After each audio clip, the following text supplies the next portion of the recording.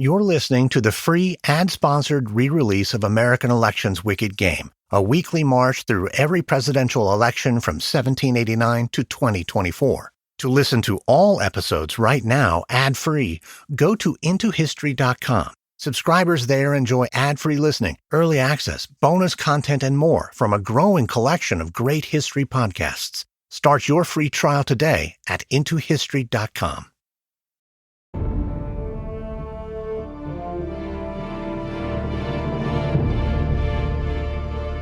It's spring 1854 at Fort Humboldt, a military outpost on the northern coast of California. An army captain sits at his desk in his officer's quarters, busying himself with his favorite pastime, a bottle of whiskey.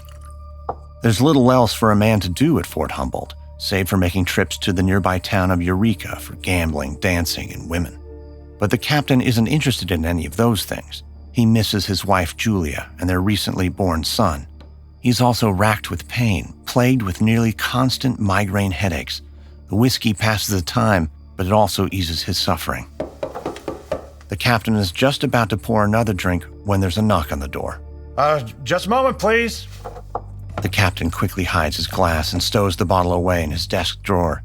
Drink is permitted at Fort Humboldt, but the captain has a tendency to overindulge, and recently his commanding officer put him on notice. No more booze or else. He buttons up his uniform and straightens his hair before calling out, "Come in." The door opens, revealing Lewis Cass Hunt. Outranked, the captain quickly stands at attention. At ease, Captain. What can I do for you, sir? Have a seat. Yes, sir.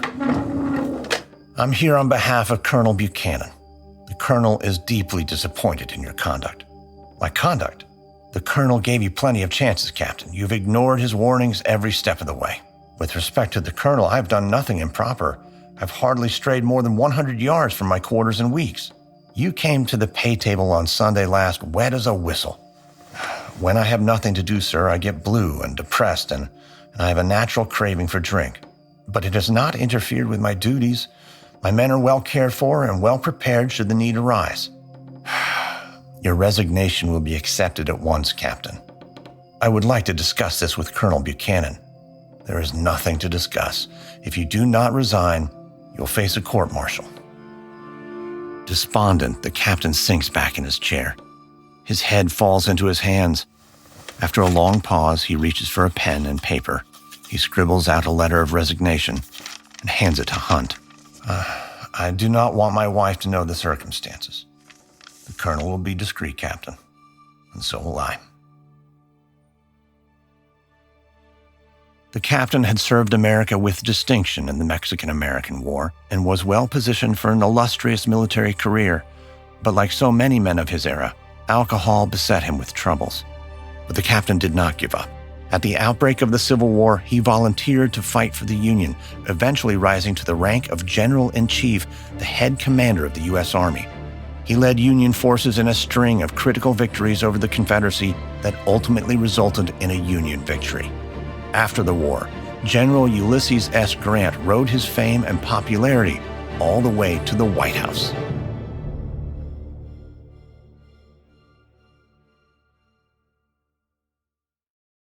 Hey there! Did you know Baker's always gives you savings and rewards on top of our lower-than-low prices? And when you download the Baker's app, you'll enjoy over $500 in savings every week with digital coupons. And don't forget fuel points to help you save up to $1 per gallon at the pump. Want to save even more? With a Boost membership, you'll get double fuel points and free delivery. So shop and save big at Baker's today. Baker's, fresh for everyone. Savings may vary by state. Restrictions apply. See site for details. If you're a careful Wicked Game listener, you know in the credits I mentioned my friend Professor Greg Jackson and his podcast, History That Doesn't Suck. It's a great show. But one way it can doesn't suck even more is when you listen to it without ads. You can listen to all episodes of American Elections Wicked Game, all episodes of History That Doesn't Suck, and all episodes of many more great history podcasts without interruption by subscribing at intohistory.com. History That Doesn't Suck is a deeply researched chronological survey of American history from a trained academic who also knows how to tell a story. Plus, in addition to ad-free listening to one of the best American history podcasts out there, you get scores of bonus episodes at intohistory.com. Subscribe now at intohistory.com.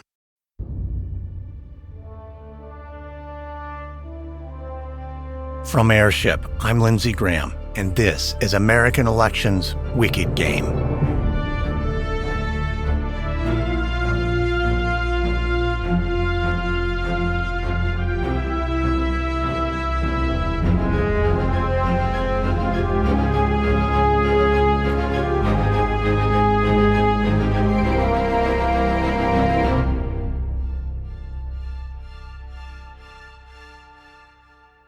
Throughout Grant's career, he struggled with personal demons.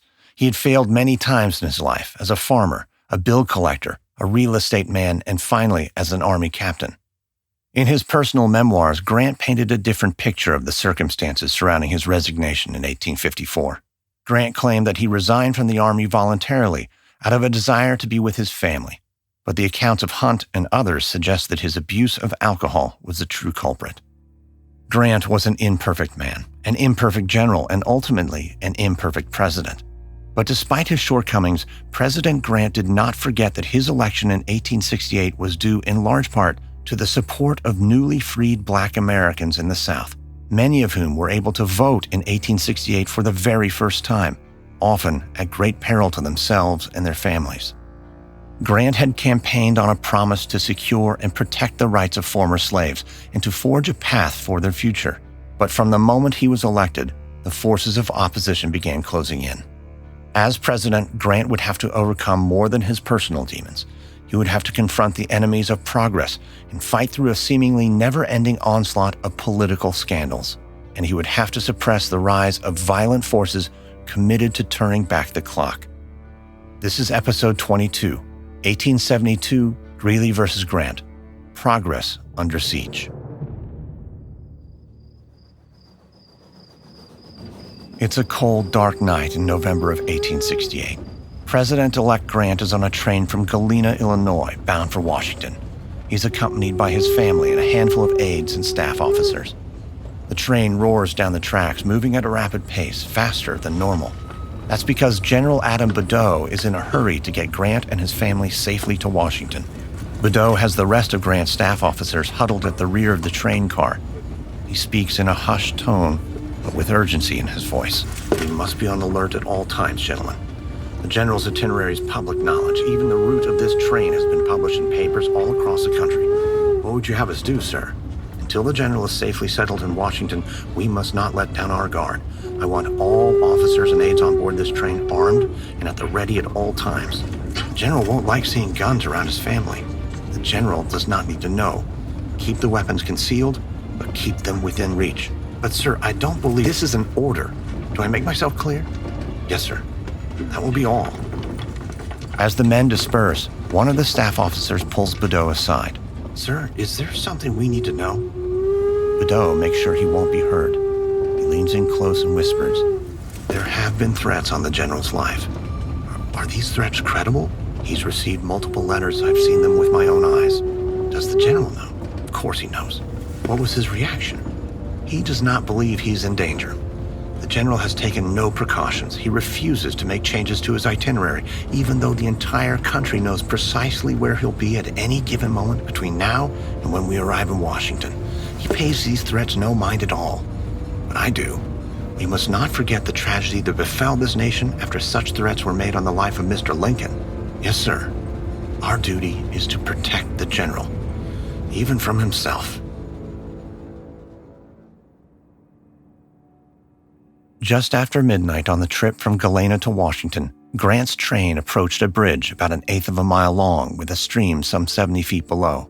It was a dark night with no moon, so dark that the train's conductor couldn't see that a switch had been left open at the approach to the bridge, nor could he see the mound of rocks piled up on the railway. The train crashed through the rocks and derailed, but fortunately the speed of the train, as ordered by Badeau, carried the car safely across the bridge and onto the narrow cut beyond, before the car was overturned. All passengers were violently shaken. No one was injured, but had the overturn occurred 20 seconds sooner, the train would have fallen into the river. As General Adam Badeau would later recall, there was no doubt in the mind of any that the interruption had been planned, but it was thought wise to say nothing on the subject. Grant himself enjoined silence in regard to the circumstance, and his companions were very willing to comply, for crime is contagious, and to announce one attempt like this is to suggest another. In his book on Grant's presidency, Adam Badeau does not name Grant's would-be assassins, but it doesn't strain credulity to imagine that those responsible had either allegiance to, or at very least sympathy for, the ideology behind a growing threat in 1869 America, the Ku Klux Klan. The election of General Grant in 1868 was a signal to many in the country that change had come. The 13th and 14th Amendments had abolished slavery and guaranteed citizenship to former slaves.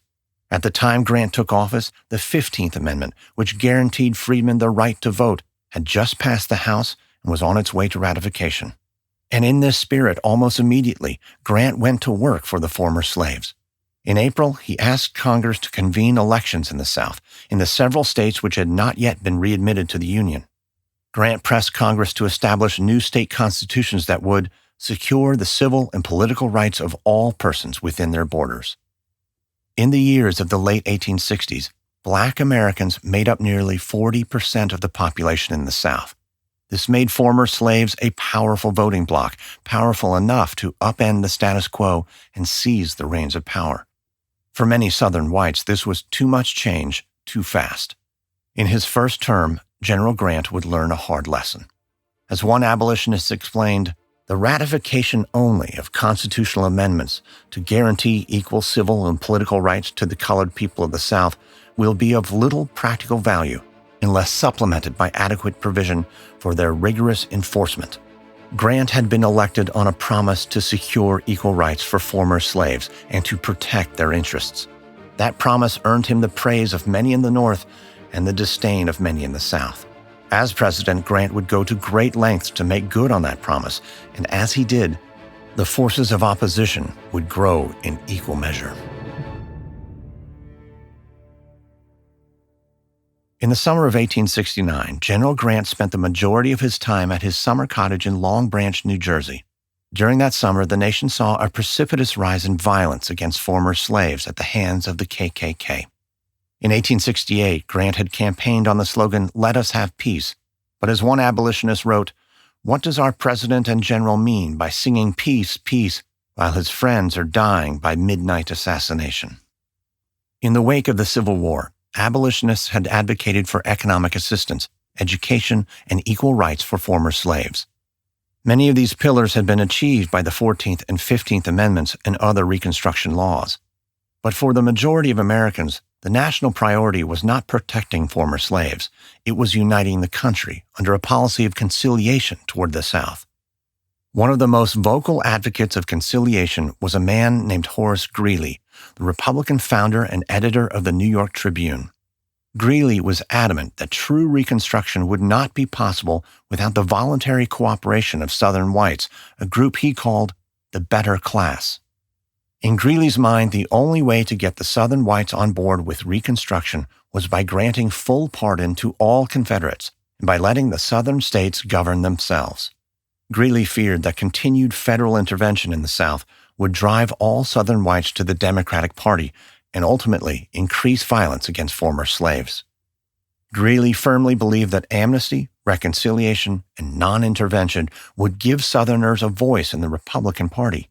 He hoped these Southern Republicans would protect former slaves at the state and local level and work with moderate Republicans in the North on economic and political issues. Most abolitionists were appalled at Greeley's notions, seeing policies of conciliation as a recipe for one thing: danger for former slaves. Many abolitionists believed that the only way to curb white on black violence was exactly through federal intervention. Entrusting the future of former slaves to former slaveholders was madness. But Greeley's Tribune was ubiquitous, and his ideas caught on in the South, especially in Tennessee and Virginia. In the summer of 1869, the Republican parties in those states split into two sects, a radical faction and a conservative one. By uniting with disaffected Democrats, the conservative faction dominated these states' elections. In September of 1869, one radical Republican leader wrote, "The Tribune is doing us a vast amount of mischief. It is a regular imposter, a conservative guerrilla in radical ranks." On the campaign trail, the conservatives had promised to uphold the 14th and 15th Amendments and congressional Reconstruction laws. But once in power, they abandoned that pledge.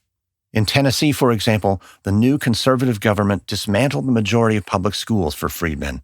Tennessee would go on to introduce a poll tax to suppress the black vote and a vagrancy law that disproportionately hurt black laborers. If the Grant administration had been naive or asleep at the wheel, the events in Tennessee and Virginia woke them up. Mississippi and Texas had state elections in late 1869. The Grant administration intervened to ensure the success of the more moderate Republicans over the conservative factions.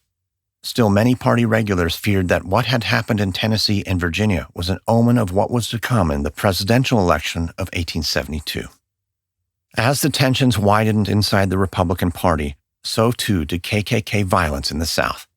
In March of 1870, the governor of North Carolina wrote to Grant, "Bands of armed men ride at night through various neighborhoods, whipping and maltreating peaceable citizens, hanging some, burning churches, and breaking up schools which have been established for the colored people." Witnesses to these atrocities, the governor said, refused to testify against the Klan for fear of reprisal. Grant responded to the governor's plea by sending federal troops to shore up North Carolina's measly force of less than 1,000 soldiers. But the Klan's terror was not confined to North Carolina. In the state elections of 1870, Klan members worked to suppress the black vote and elect white Democrats. In the fall of 1870, the governor of South Carolina wrote to President Grant that the state election had turned violent. Colored men and women have been dragged from their homes at the dead hour of night and most cruelly and brutally scourged for the sole reason that they dared to exercise their own opinions on political subjects. I have within a few moments witnessed in my own office a spectacle that has chilled my blood with horror. The KKK called itself the Invisible Empire, but it might be said that by 1870, the Klan was hiding in plain sight. There were thousands upon thousands of groups spread out across nearly every county in the South. As North Carolina's governor explained, "This organized conspiracy is in existence in every county of the state. It is believed that its leaders now direct the movements of the present legislature." This KKK terror campaign had been effective in the various state elections of 1870. Though 6 black candidates were elected to Congress in southern states, 4 of whom were former slaves, the Republican congressional majority was weakened by Democratic gains in states like New York, Indiana, Missouri, West Virginia, Georgia, Alabama, and Florida. And it seemed the election of black congressmen only intensified the backlash. Many concerned citizens urged Grant to take action. Abolitionist Wendell Phillips wrote, "There is still a state of war with the South. Let General Grant lay his hand on the leaders in the South, and you will never hear the Ku Klux again." In June of 1870, at the urging of General Grant, Congress established the Justice Department, led by Attorney General Amos T. Ackerman. The task before Ackerman's new Justice Department was colossal: to enforce compliance with the 13th, 14th, and 15th Amendments, to take on the KKK, an organization that had, according to General Grant, a single purpose: to deprive colored citizens of the right to bear arms and of the right to a free ballot, to suppress schools in which colored children were taught, and to reduce the colored people to a condition closely akin to that of slavery. In January of 1871, Grant received another letter from the governor of South Carolina, warning Grant that the KKK was lording over the South in what the governor called a reign of terror, continuing, "Few Republicans dare sleep in their houses at night." So in February 1871, Grant fought back. He ordered federal troops to South Carolina and pledged that they would remain there for the duration of his administration. Their commander, Major Lewis Merrill, worked in conjunction with the Justice Department to recruit federal attorneys and judges to prosecute Klansmen who violated the law. It was the first time in American history that the federal government prosecuted private criminal acts over the jurisdiction of local and state governments. During this time, the 42nd Congress was in recess, but Grant urged them to convene an emergency session in early March. In a letter to the Speaker of the House, Grant wrote, "If the attention of Congress can be confined to the single subject of providing means for the protection of life and property, I feel that we should have such legislation." Democrats were fierce in their opposition, fearing that the true aim of Grant's agenda was not protecting former slaves, it was establishing Republican dominance in the South. As one Democrat congressman said in a speech, many of you would rather see the president dictator today than to see the Democratic Party come into power and expose the outrageous acts your party has committed. The press was critical too. The Chicago Times wrote that Grant was the chief of a Ku Klux Klan more powerful than that of the South. Democrats nicknamed the president Kaiser Grant. But as the opposition mounted, many came to Grant's defense. Frederick Douglass wrote, "If we stand by President Grant and his administration, it is from no spirit of hero worship or blind attachment to mere party, but because in this hour there is no middle ground. Grant is for stamping out this murderous Ku Klux as he stamped out the rebellion." Ultimately, the pro-Grant Republicans won the day in Congress. In April of 1871, Grant signed into law the Ku Klux Klan Act. The bill laid out harsh penalties for those who violated the 14th Amendment. If state governments refused to enforce the law, the Ku Klux Klan Act gave Grant the right to intervene, to declare martial law, suspend habeas corpus, and deploy troops to the South. The Ku Klux Klan Act came under heavy fire, especially in the South. But Grant was vociferous in his defense of the bill, calling it a law of extraordinary importance. The war against the Klan was multifaceted. Congress passed the law, the president provided troops, the Justice Department provided lawyers, judges, and federal marshals. Ackerman's charge to his department was this: if you cannot convict, you at least can expose, and ultimately such exposures will make the community ashamed of shielding the crime. Throughout this time, Ackerman's Justice Department brought over 3,000 indictments and well over 1,000 convictions against the Klan. Countless others went into hiding, testified against their own, or pled guilty to avoid lengthy jail sentences. This was Grant's war against the Klan, and it would last throughout the end of his first term. And by 1872, the Ku Klux Klan would be all but decimated. As Frederick Douglass would write, "Peace has come to places as never before. The scourging and slaughter of our people have so far ceased." But Grant's war against the Klan, though successful, had unintended consequences. It gave new life to a Democratic Party that had been on the ropes since the impeachment of Andrew Johnson in 1868. As Democrats began to unite around their opposition to federal intervention, Horace Greeley and the conservative Republicans began to unite in their opposition to Grant's presidency. If President Grant's posture towards the South strained the bonds of loyalty inside the Republican Party, his conduct as president would cause it to break.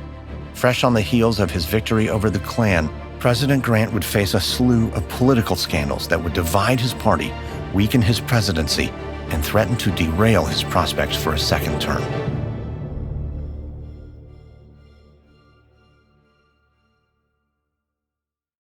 Did you know you can skip ads and promos like these and listen to all episodes of American Elections Wicked Game without interruption by subscribing at IntoHistory.com? And not only will you be getting the whole series ad-free and bingeable, but you also get access to over a dozen more incredible history podcasts, also ad-free, like Her Half of History. Because even though Hillary Clinton may not have made history when she ran for president in 2016, there have always been women who seized power, spied for their country, created artistic masterpieces, even escaped slavery. Her Half of History is perfect for all those who sat in history class and wondered, what were the women doing all this time? Because the answer is a lot.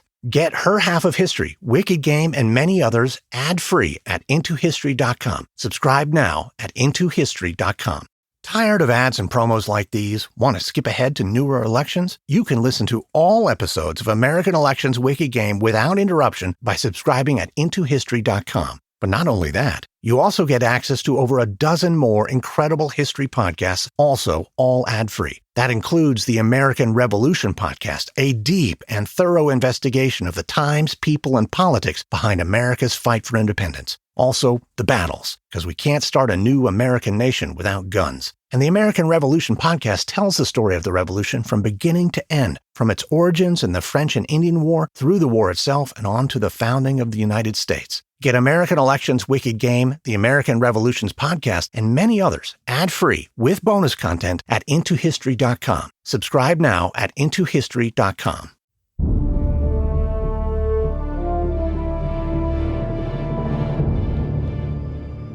It's a busy day at the White House. As is his custom, President Grant sits at his desk tirelessly working, poring over letters, dispatches, and official documents. An aide is close by his side, standing at the ready should the president require his services. Grant's work is interrupted by a sudden knock at the door. Engrossed with his work, Grant silently nods to his aide as if to say, "Get the door." The aide does as he's told and opens the door, revealing a servant standing in the hall. "Pardon the interruption, sir. There's a visitor here to see the president." The aide runs interference.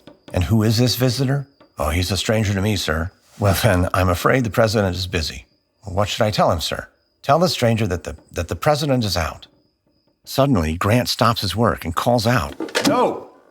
Startled at his outburst, the aide and the servant share a curious glance as Grant rises to his feet. "Do not tell him that." "Mr. President, you said you did not want to be disturbed today." "Yes, I did say that, and I stand by it." "Then what message shall I send the gentleman, sir?" Grant turns to the servant. "Tell the gentleman I am engaged with my work and must be excused." "Oh, yes, sir. Right away, sir." With that, the servant exits. Grant returns to his desk and immediately dives right back into his work. After a moment, the aide approaches. "Mr. President, I am quite busy. Pardon me, but why not make an excuse, sir? Surely you of all people can be forgiven for that." Grant stops his work. "I never lie for myself, and I do not want anybody to lie for me. Do I make myself clear?" The story of Grant refusing to tell a lie to a visitor is perhaps apocryphal. Even so, the story brings into focus an interesting dichotomy. Ulysses S. Grant, a man known for his uncompromising honesty, saw his presidency engulfed by corruption, graft, and political scandal. The explanation, at least in part, might be found in a quote about Grant from one of his childhood friends who wrote, "He thought every man as sincere as himself." If Grant was honest and sincere, many in the orbit of his presidency were not. Yet Grant was a trusting man, and he himself would later write, "I have made it the rule of my life to trust a man long after other people gave him up." Grant's first term was a preamble to what Mark Twain would later dub the Gilded Age, a period of rapid growth and change in the economy, technology, government, and culture. The term refers to the gilding of cheaper metal with a thin layer of gold. But with the good came the bad. Rapid growth also brought with it unprecedented corruption and questionable ethics. Federal patronage, a practice where a politician, after winning an election, gives government jobs to his supporters, friends, and relatives as reward for their support, dated back to the days of Andrew Jackson and his so-called spoils system. From there, federal patronage grew into something of a Washington pastime. For many, the term federal patronage was a euphemism for another word, bribery. The practice had thrived under Andrew Johnson's administration, and the trend continued under President Grant. As Grant's Attorney General Amos Ackerman wrote, "The real vice of the present system is the patronage of members of Congress. Many of them think that their business here is not to make laws, but to make appointments." Grant had made some efforts to change the system, though. In October of 1870, he had told Congress, "There is no duty which so much embarrasses the executive and heads of departments as that of appointments, nor is there any such arduous and thankless labor imposed on senators and representatives as that of finding places for constituents." With the help of Congress, Grant had even created the first ever Civil Service Commission, a government watchdog charged with the task of reform. Not surprisingly, the biggest opponents to civil service reform were in Congress. Federal patronage was Congress's biggest piece of leverage in Washington. According to Ohio Congressman and future President James Garfield, many of Grant's biggest supporters were furious at nods to reform. Garfield wrote, "Grant must back down or offend his defenders." For the most part, Grant did back down. In his heart of hearts, he was no true reformer. Of the federal patronage system, he would later write, "You cannot call it corruption. It is a condition of our representative form of government, and yet if you read the newspapers and hear the stories of the reformers, you will be told that any asking for place is corruption." Throughout Grant's first term, the Republican Party was standing on shifting sands. While Grant carried forward the torch of equal rights and sought to finish the job of Reconstruction, conservative Republicans like Horace Greeley, the editor of the Tribune, began to distance themselves. Though it might sound like a misnomer to the modern ear, these conservatives would call themselves the liberal Republicans, and this budding faction would turn on Grant in the election of 1872. But the liberal Republicans were not the only emerging faction in the Republican Party. Grant's first term also saw the rise of a new breed of Republican, the Stalwarts, a faction of largely pro-business, pro-establishment, anti-reform Republicans. So as the liberal Republicans began to turn away from the Republican Party, Grant needed the Stalwarts in his corner. Though the Stalwarts were less driven by ideology than the radical Republicans, the Stalwarts were largely suspicious of Southern power. Like Grant, many Stalwarts believed that the Democrats were trying to reverse the outcome of the Civil War. This made the Stalwarts invaluable allies to the Grant administration. And one of their leaders was a New York congressman named Roscoe Conkling. In the early 1870s, there were two major Republican power players in New York, two senators. Reuben Fenton, a leader of the newly formed anti-Grant faction, the Liberal Republicans, and Roscoe Conkling, a leader of the Stalwart faction. There was no doubt which camp Grant was in. Grant said of Conkling, "He is the greatest mind that has been in public life since the beginning of the government." Grant's son would write, "Conkling and my father loved each other. They were devoted, and Conkling's devotion was quite unselfish." For this loyalty, Grant gave Conkling a massive reward. Grant appointed a man named Thomas Murphy as the customs collector of New York. Murphy was a Conkling man. His appointment gave Roscoe Conkling control over the New York Custom House, a lucrative enterprise with plenty of available patronage jobs that could be used like bargaining chips. Fundamentally, Murphy's appointment made Conkling the king of New York politics and allowed him to command hundreds of well-paying jobs in New York, jobs he could dangle over the heads of potential supporters. Grant's motivations in the appointment were not entirely unselfish. As always, New York was a key electoral state, not to mention the New York state elections were in November of 1871, and it was important to Grant that stalwart Republicans loyal to him favored well in the state election. But after Grant tapped Murphy, Conkling's nemesis, Senator Fenton, tried to block Murphy's appointment. As the New York Times reported, Senator Fenton and his friends viewed Murphy's nomination as a direct blow at them.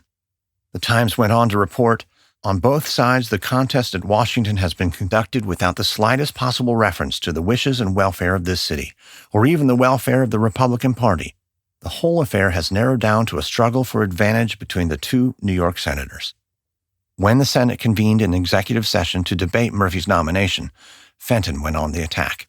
He produced newspaper articles outlining Murphy's unsavory past, including his shady business dealings during the war. Conkling fired back. He stood before the senators and proclaimed, "It is true that Thomas Murphy is a mechanic, a hatter by trade, that he worked at his trade in Albany supporting an aged father and mother and a crippled brother. And while he was thus engaged, there was another who visited Albany and played a very different role." Conkling then produced evidence that showed Senator Fenton, as a young man, had stolen $12,000, the equivalent of nearly $200,000 today. By producing court documents that proved Fenton's illicit behavior and exposing his hypocrisy, Conkling successfully parried Fenton's attack. Murphy easily won the nomination. But after the incident, a publication called The Nation attacked Murphy still, calling him a hack politician unfit for any trust. The Nation was, at least to an extent, not far off the mark. After Murphy's appointment, communications between Murphy and the White House showed that federal patronage was alive and well. One message to Murphy from Grant's personal secretary read, "My only desire is to see you distribute the patronage of your office as to render the most efficient service to the country and the cause of the administration."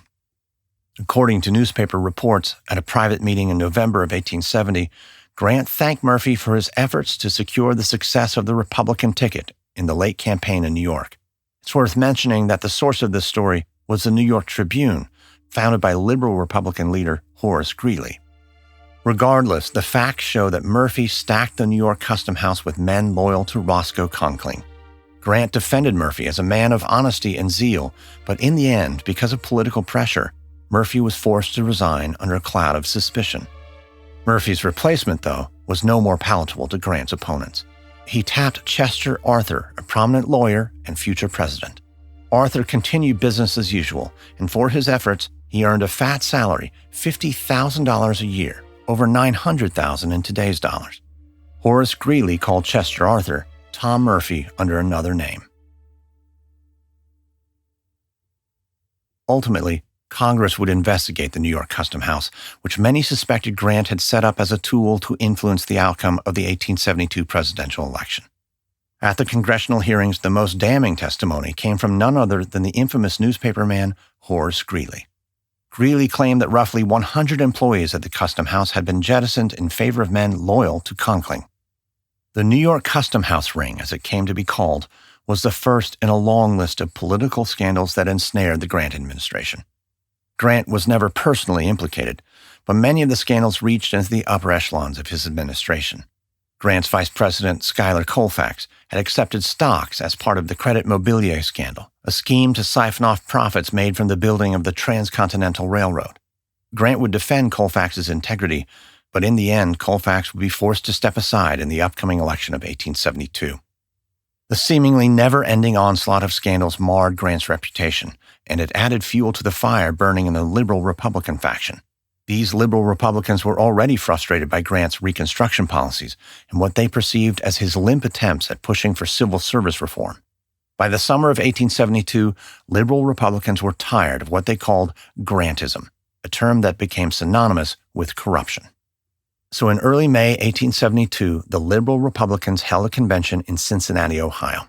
On the sixth ballot, they selected their presidential nominee, Horace Greeley. The convention chose Missouri Governor B. Gratz Brown to be Greeley's running mate. Greeley was a controversial choice. He was a novice politician who had only served in Congress for a brief time. Like many liberal Republicans, he was a fierce advocate for Southern conciliation and self-government, or as many Democrats called it, home rule. But Greeley was wishy-washy at best on one of the central tenets of the liberal Republican movement, civil service reform. It is perhaps ironic that Greeley, once a true friend to the abolitionist cause, was selected to lead a political movement that espoused honest government and, in the same breath, turned its back on the promises government made to Black America. Greeley had once aligned with radical Republicans and had been an advocate of emancipation, but by 1872, Greeley had changed his tune. Among other things, he called Black Americans a worthless race. Greeley presented a platform that called for the Southern states to reign supreme over the federal government, and it labeled the Ku Klux Klan Act as a gross example of federal overreach. President Grant was disturbed by the platform, and he wasn't alone. The famous abolitionist Wendell Phillips wrote, "Liberal Republicanism is nothing but Ku Klux Klanism disguised." Even some liberal Republicans were disturbed by Greeley's nomination. One of them from Ohio wrote that Grant is an ass no man can deny, but better an ass than a mischievous idiot. Grant, too, held a low opinion of Greeley, writing to a senator, "Mr. Greeley is simply a disappointed man at not being estimated by others at the same value he places upon himself. He attaches to himself the fawning, deceitful, and dishonest men of the party." In early June of 1872, the Republican Party held its convention in Philadelphia. When Grant's name was put before the delegates, the packed convention erupted in raucous applause. He was nominated unanimously. His vice president, Schuyler Colfax, marred by his connection to the Credit Mobilier scandal, declined re-election. In his place, the convention chose Massachusetts Senator Henry Wilson, a man with a reputation for being above board. The platform stated that Grant's glorious record of the past is the party's best pledge for the future. A month later, in July of 1872, the flailing Democratic Party convened its national convention. Democrats had still not fully recovered from the impeachment of Andrew Johnson. Grant had trounced their nominee in the election of 1868, and public support for Democrats was waning. And so the Democrat delegates did something truly unexpected. They joined forces with the liberal Republicans and nominated the Greeley-Brown ticket. It was an unusual choice. Greeley had been a ferocious opponent of Democrats. He once famously said, "All Democrats are not horse thieves, but all horse thieves are Democrats," a familiar refrain that has been echoed in one form or another for generations in politics. Many Democrats were gobsmacked at Greeley's nomination. One prominent New York lawyer wrote, "This is the most preposterous and ludicrous nomination to the presidency ever made on this continent." Even the chair of the Democratic Convention called Greeley's nomination a stupendous mistake, difficult to comprehend. Still, the chairman encouraged the delegates to rally behind the Greeley-Brown ticket. Outlandish as it seemed to many, Greeley had a legitimate chance of winning the Electoral College, but only if he could siphon off just enough Republican votes and only if Democrats supported him unanimously. As one prominent Democrat explained, "If the Baltimore Convention puts Greeley in our hymn book, we will sing him through if it kills us." With the unholy alliance between the liberal Republicans and the Democrats intact, Greeley would take his message directly to the people. In a stark break from precedent, Greeley would make hundreds of speeches and launch what was arguably one of the most aggressive political campaign tours in American history.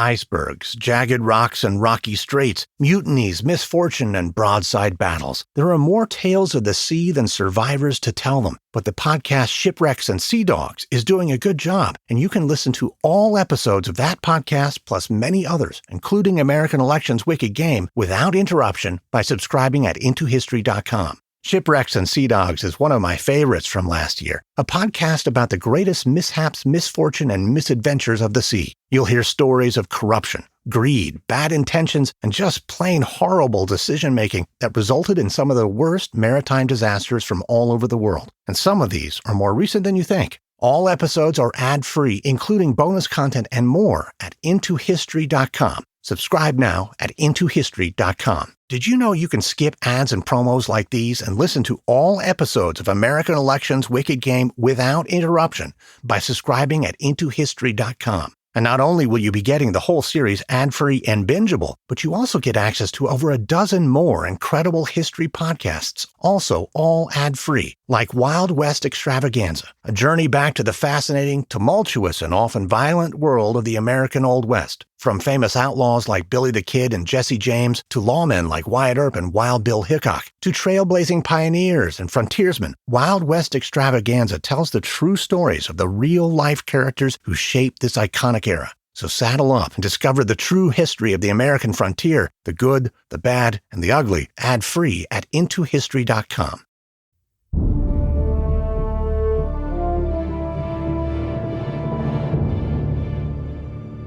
For President Grant, Horace Greeley's nomination was a cause for concern.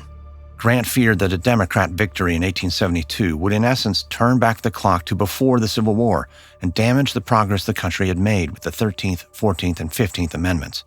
Grant wrote, "It would have been better never to have made a sacrifice of blood and treasure to save the Union than to have the Democratic Party come in power now and sacrifice by the ballot what the bayonet seemed to have accomplished."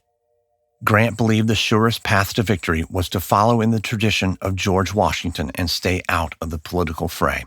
In July of 1872, he wrote to his supporter, Senator Roscoe Conkling, "My judgment is that it will be better that I should not attend any convention or political meeting during the campaign.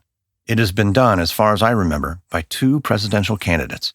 Grant was referring to Stephen Douglas in 1860 and his opponent in the previous election of 1868, Horatio Seymour. Grant wrote, "Both of them were public speakers, and both were beaten. I am no speaker, and I don't want to be beaten." Unlike Grant, though, Greeley was a gifted orator and wordsmith. As Harriet Beecher Stowe said of him, "Meek as he looks, no man living is readier with a strong, sharp answer." In a departure from the political norms of the day, Greeley attempted to wield his considerable talents on the campaign trail from the back of a train car, a mode of campaigning that would be repeated for decades to come. Greeley gave hundreds of speeches in front of thousands of spectators. In one 11-day period alone, Greeley gave over 200 speeches. At these events, Greeley advocated for Southern self-rule and conciliation. He took shots at Grant's Reconstruction policies and attacked Grant's character, calling him a drunk, even though as president, Grant had largely remained sober. Greeley's invective, though, did not sway the minds of many.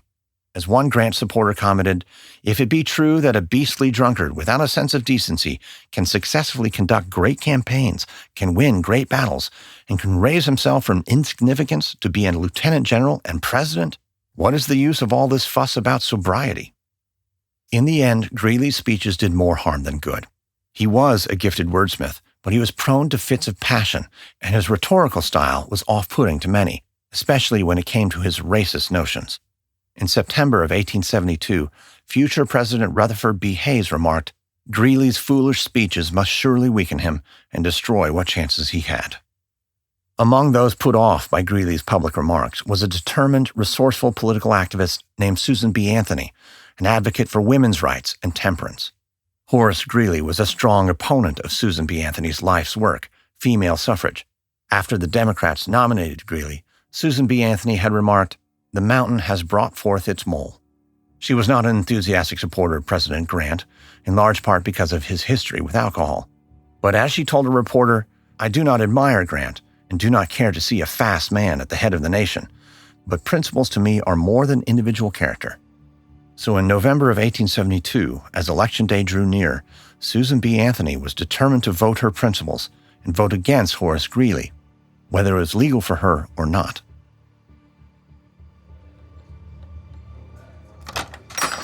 It's November 1st, 1872. Susan B. Anthony walks into a barber shop in Rochester, New York, a woman on a mission. 3 of her sisters follow her through the door. This barber shop doubles as a local polling center. A distracted young man in his 20s works the polling table at the back of the barber shop. Anthony calls out to him from across the room. Excuse me, is this the place where a citizen registers to vote? Confused, the young man calls back. Yes, ma'am, it is. What can I do for you? Without a word, Anthony makes a beeline for the registration table. What is your name, sir? Mr. Jones, Beverly Jones? Mr. Jones, I should like to register to vote.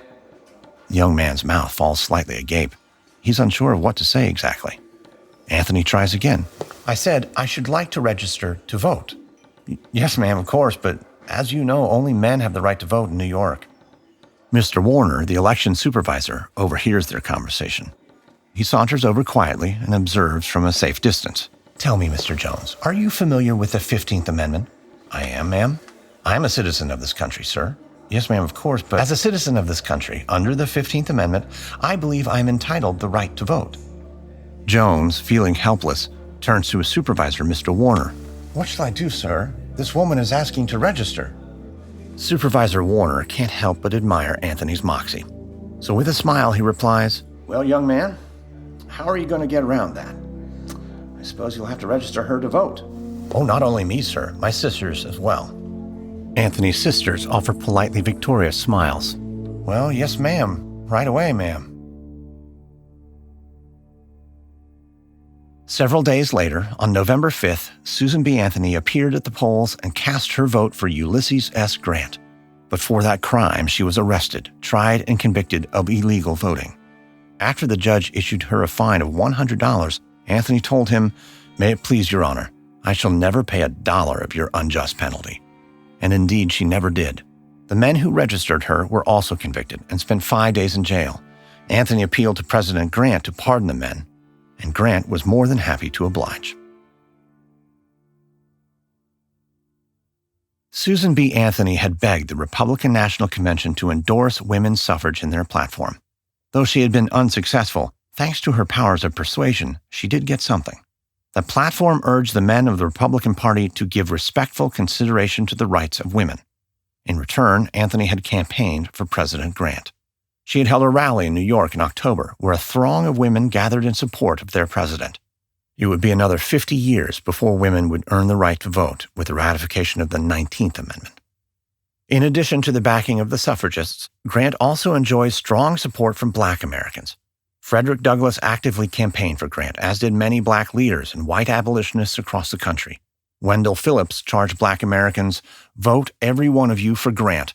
If Greeley is elected, arm. Concentrate, conceal your property, but organize for defense. You will need it soon." Throughout the campaign, Grant remained confident he would win. When one of Grant's supporters expressed concern that Greeley might edge him out, Grant laid a map on the table and marked the states he believed he would win. Grant marked 31 of 37 states. As the concerned supporter would later explain, when the election came, the result was that Grant carried every state that he said he would, all 31 of them. Grant received nearly 56% of the popular vote, beating Greeley by 800,000 votes. No candidate had performed so well since Andrew Jackson in 1832, and with Greeley's measly 66 electoral votes, no candidate would perform as poorly for another 60 years. Greeley was devastated by the election. His life was already in shambles. He had been forced out as editor of the paper he founded, the New York Tribune. And on top of that, his wife, Mary Greeley, had passed away during the campaign. Shortly after the election, Greeley was committed to a mental hospital, where he would die some 3 weeks later. Because his death occurred before the presidential electors convened, Greeley's 66 electoral votes were divided between 4 Democrats. Out of respect, 3 electors cast their votes for Greeley, but Congress did not accept their votes. Greeley's death signified the end of the liberal Republican movement, but Democrat resistance to the Grant administration would only deepen during his second term. In the lead-up to the 1872 contest, Grant had survived a slew of political scandals and had emerged victorious. But during his second term, Grant's presidency would be undone by one of the biggest scandals in American history, the Whiskey Ring. This scandal would threaten the Republican Party's dominance, tarnish President Grant's legacy, and leave the door open for Democrats to once again seize the reins of power. This is episode 22 of American Elections Wicked Game, 1872, Progress Under Siege. On the next episode, the election of 1876. After the Whiskey Ring scandal, Republicans cut ties with President Grant and turn instead to Rutherford B. Hayes. But with the election too close to call, Republicans strike a Faustian bargain. This episode contains reenactments and dramatized details, and while in most cases we can't know exactly what was said, all our dramatizations are based on historical research. American Elections Wicked Game is an Airship production. Hosted, edited, and executive produced by me, Lindsey Graham. Sound designed by Derek Behrens. Music by Lindsey Graham. Co-executive produced by Stephen Walters in association with Ritual Productions. Written and researched by Stephen Walters. Fact-checking by Greg Jackson and CL Salazar from the podcast History That Doesn't Suck.